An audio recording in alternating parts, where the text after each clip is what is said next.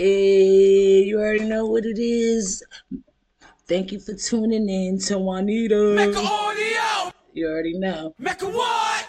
Mecca what? Mecca audio. Mecca what? Mecca audio. I thought my thing was playing with me for a minute. I didn't want to hit it when I was trying to tap it. You already know what I'm saying. But thank you for tuning in to Juanita Mecca Audio. I want to jump right up in this one right here because the last poem I did, I'll let y'all know that I found it. I read it with y'all at that moment to get them feelings with you. I'm gonna do the same with this one. It's another one about my father. You already see him right here, my twin. Now, I don't want to get too emotional because I didn't read it yet myself, but I do know this one is a part of the book that I started writing in my early 20s. Obviously, I never finished because y'all ain't never hear nothing about it, but I'm gonna try to get a little more in depth after I read it and let you know what I think probably could have helped me at the time and you know how it affected me because there's too many effects that hit me. But this is my twin. I want to get right up in this, so let's take this ride. You put money in which the money gave you and what you received from the streets, and you got paper happy. Thinking you can't be touched, didn't care what you did or who you hurt. You needed your point to be heard. Problem was you went about it the wrong way and thought beating niggas, pardon, thought beating from the street, from them to understand you, most of all, to acknowledge who you are, to respect you and all you could do. They were to fuck with you, but then it was a rap at any place or time. Any change your name from to unique. Everyone who knew you didn't want to know you, but you fucked up as unique, doing whatever it took, not caring about anybody or anything, putting the streets, drugs, respect before the ones that needed you and wanted you, leaving us alone, hoping to see you, waiting for the blue moon for you to possibly come. Now, when my father got locked up, I was like 7. I got a 7-year old son right now. He's very intuitive, so I could kind of understand a little bit more how I was so on point with my emotions, but wasn't on point how to address it or really how to talk to anybody about it. But I think could have helped though too. Real talk. My father was in the city the whole time before he got locked up for that 28 years. Now,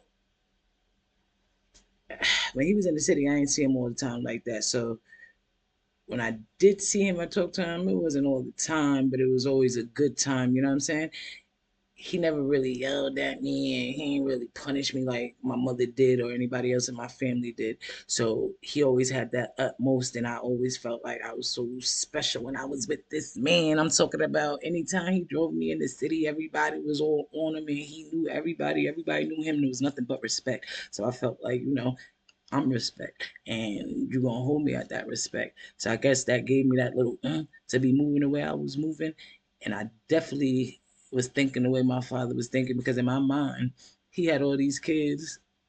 It wasn't all by the same lady. He was moving how he was moving. I seen the pictures when he was in the club doing what he was doing. I wanted to be as close to him as possible. Where, as I said before, I placed myself in places I shouldn't be. I put myself in the streets when I didn't even need to be. You know what I mean? Like honestly, I was freaking going to the city. I was hopping on that A train, like dead ass, going right to 125th Street to see whoever and be wherever I could be, just to be outside. You know what I'm trying to say?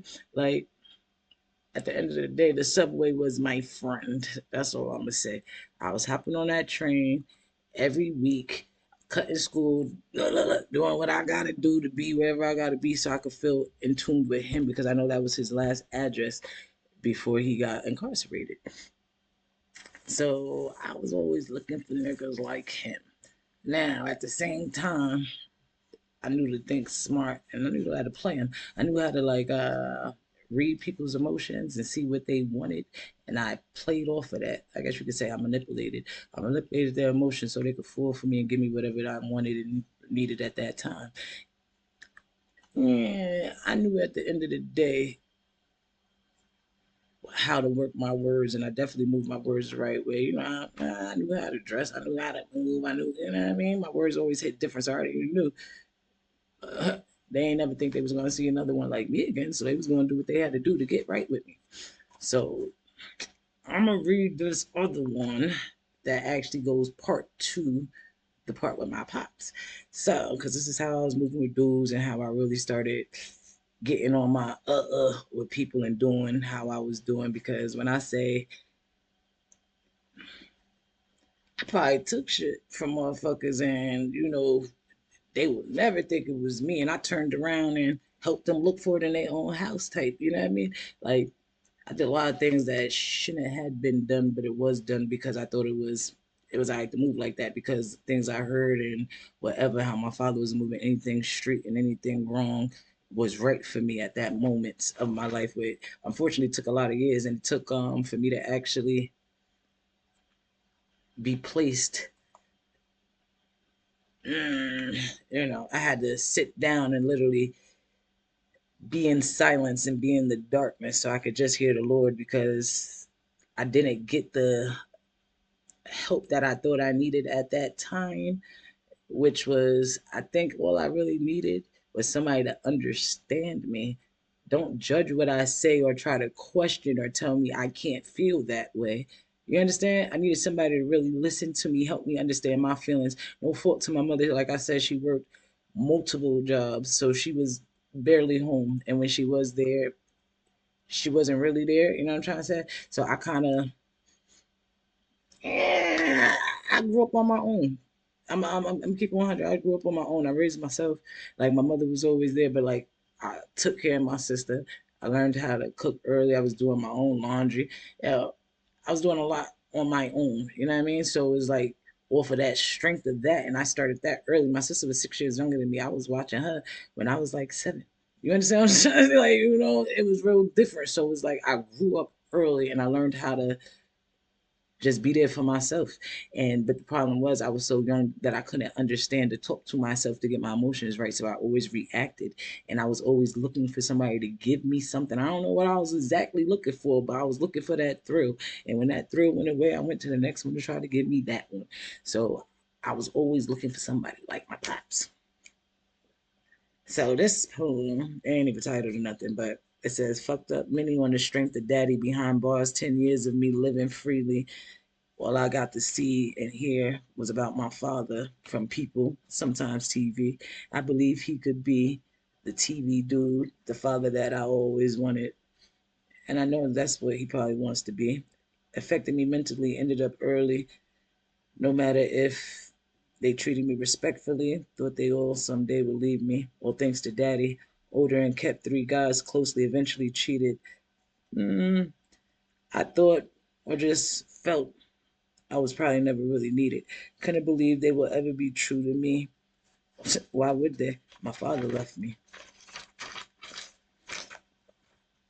I love deeply, so I thought maybe if they showed me exactly what I want and gave me what I want, I'll be able to love them as I know my heart wants.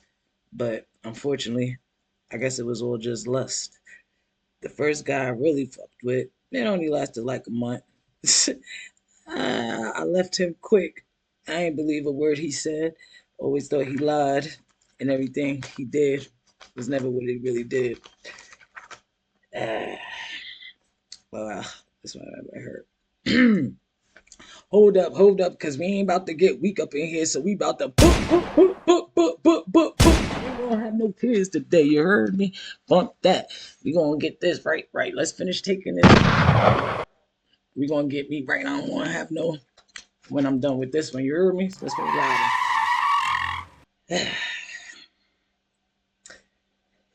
Oh Lord, this one I don't want to read this because actually I'm trying to get right now. I'm gonna leave that one alone for the moment because that one's gonna get more to something I ain't trying to get into right at this moment. But let me get more in depth with that now. I think because my father, I know he loved me. because he always told me, he showed me when he was out. At least that's what I thought love was, as he represented it to me, because I was the first man I actually loved. You know what I mean? But it also was the first man that broke my heart.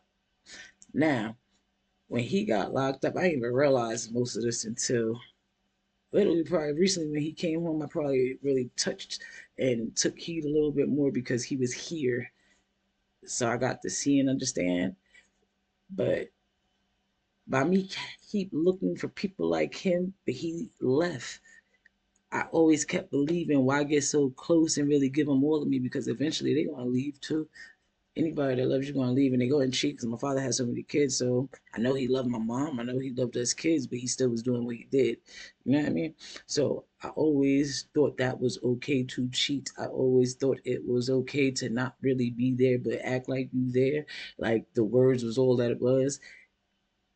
But I kind of played people's hearts like a fiddle, because most of the time they probably really was rocking with me, but I wasn't going to give you that type of me, because you wasn't ever going to get me bleeding and hurt. You know what I mean?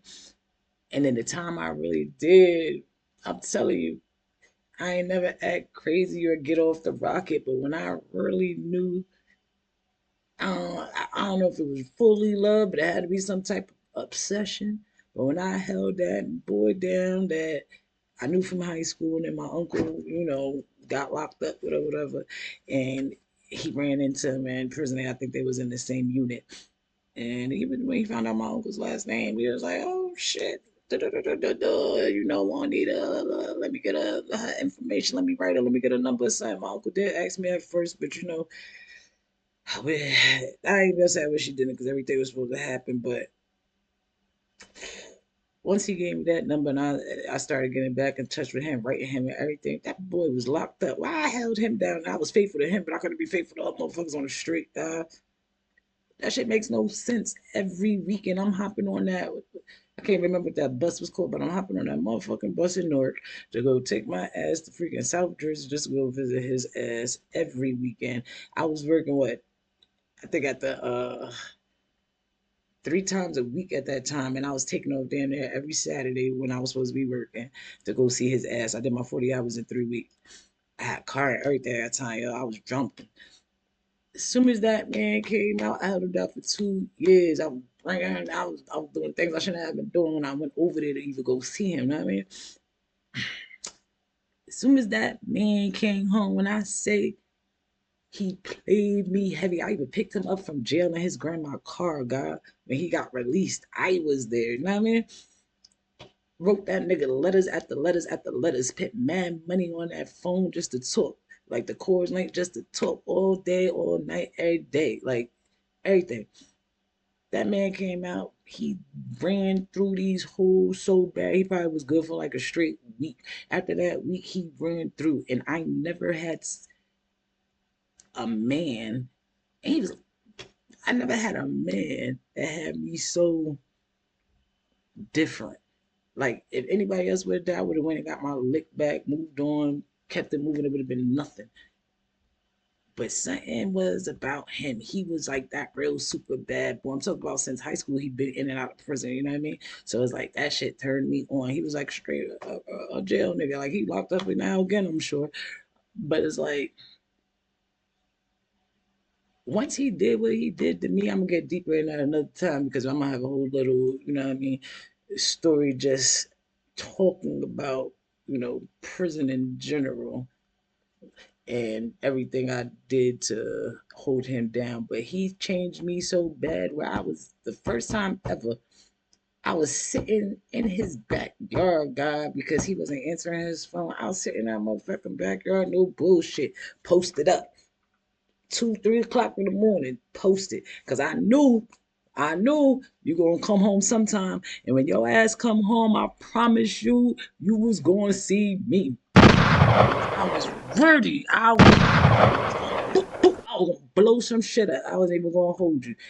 Dude got back to the crib. I swear to God, he was probably on E or something.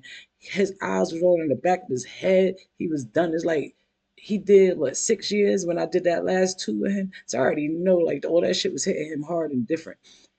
He came back to his crib with the ugliest bitch I ever seen. Bitch, I always been slender and limber. You understand? Small on the top, right on the bottom, straight Jamaican. You gonna have this. She don't even, not even in the face look better than me. God, if you gonna do something, do it better than that. Like, yo, I was so disappointed. Like, I literally shut that shit down. I said, tell this bitch to leave right now. Tell her to leave right now. I was sober and everything, hun. I was just mad as ever. And it's like, I couldn't believe this man had me sitting here outside for hours. You heard me? Hours. Lights off, everything. Because I'm on that do, do, do, do. I'm coming through. I want to see everything. You ain't going to lie about this one because I'm seeing it. You know what I mean? He had Shorty leave, yes. But why I go up in his house with him and stay with him for the rest of that morning? Like, come on. Like, he had me do things that was so different. And then it got to a point where I finally did decide to get my lick back, but I couldn't even fully get my lick back. You know what I'm saying? Because I was still thinking about that one. But I did it right though, because I went to a nigga that he fucked with, and I knew he did business with, because I knew he was gonna hear about it one way or another, and I ain't gonna have to say nothing. Unfortunately for me, he did hear about it. And when I say he heard about it, that was some. I didn't even know he knew about it till he put me in a situation to get over there. He told me, "Hey, yo, I gotta go pick something up from over there on the block." I said, "All right, I'll take you." I had my rental at the time. Doot, doot, doot. I drove him over there to get it. I didn't even know he was gonna go get it from old boy though. I just knew the block we was going to, but I know the boy. He's served over there too. So we go over there. I'm thinking he about to pick it up. I see him go in the side of my door. I didn't know he was getting. I thought he was getting the shit he's about to get, like to give off. He go on the side of my door. I'm over there playing on my phone. Out of nowhere, I see these niggas' arms thrown up. I'm like, oh shit, he must know. I was, on everything. I was scared as hell. It's like, any other time I would have got my lick back, I would have been saying it, showing it, everything, just so I could see your pain. I ain't want boy to know because I already knew what it was gonna be. Yo, when I say he swung at old boy, I thought he was about to punch him. He cut that nigga. Why you gonna go do that, yo? Then you gonna go hop in my car talk about drive, bitch. What? Why I gotta drive you? What you doing? I ain't even saying nothing because at that time I'm on it like, damn, my nigga love me. He out here stabbing niggas up for me. Like, fuck all this shit you fucking with these bitches, nigga. I know it's me. Like, that shit wasn't love. I was confused and deluged. Do you understand? I ain't know what the fuck I was doing. But I'm gonna tell you like this. If I would have had a little, even a therapist, anybody let me help me talk through these emotions, like some more attention more than freedom. You know what I'm trying to say? I think I would have been able to avoid that type of situation a little better because I was so in the streets. I dropped out of school, got my GED just so I could run the streets early. You know what I mean? And it's like I only got my GED because I know it's law. Like if you leave high school, you like automatically you. I guess your parents will get in trouble if you don't get no type of degree or not going to school. So I got my GED quick. I did that. Yeah, I did. I had to get up out of there so I could go run around and do what I had to do. So it's like my mind was always about moving in the next thrill. And for some reason, I knew this man was nothing but bad for me, but that thrill was all good for me. You understand me? So it was like I literally had to turn into the boy I was messing with and get sent where he basically grew up in just so I could sit down, hear God. Because if I ain't ever go there, I don't think I ever would have stopped. You know what I mean? That's a whole different story. We're gonna get to that one. But because that's a whole different emotion that was brought on to me. For me, being stupid, being in love, running them streets, thinking niggas moving and hurting me is really loving me. Well, at the end of the day, the way my father was in and out with my mother, I didn't know the whole story back then. So I'm going off of what I was seeing and feeling. I felt like this is what it was supposed to be. This is love. Like shit, I'm gonna hold my nigga down the way my mom held my father down. And I never seen my mother bring another nigga around, talk about another nigga, nothing.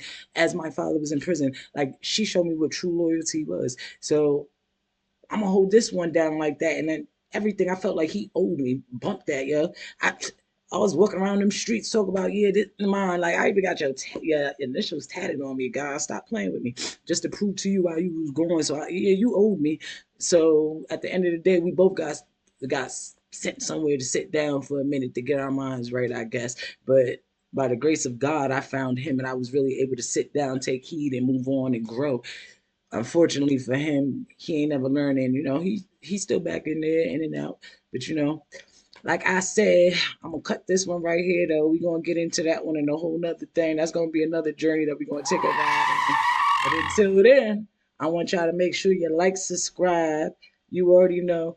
Please, this is the first thing too. I know a lot of, especially minorities, we feel like therapy isn't it and it's not really gonna help. Yeah, I promise you it helps. It took me until I got sent to where I had to go sit down just for me to get therapy because it was free and it was mandatory. But I actually rocked with Shorty and I was happy talking to her because I had my own PSD because like I said, we're gonna get into that because y'all need to start liking and subscribing. So and I'm gonna start talking a little bit more, but it's a lot for me to just be opening up and talking to a whole bunch of people about what I've been through. But I do want to help. I just don't like to be judged in the process because only God could judge. And I hope, and I know it ain't. This is going to help. This is going to help other people, and I just hope that everybody takes a little bit of heed to it and remember, always put you first. A man abusing you or a female, because females do it too. Don't get me wrong, because I already know my mouth be it's daggers. You understand? But love yourself, yo. Get that help. You need help. Talk to a therapist. Find somebody that will talk to you. Don't judge you. Don't even talk your talk. You understand what I'm saying? Do you? All right, chill. You already know what it is. It's Juanita Mecca Moore, audio. and I'm out of here. Aight. All right, Joe, y'all. Take it easy. Like, subscribe. You already know.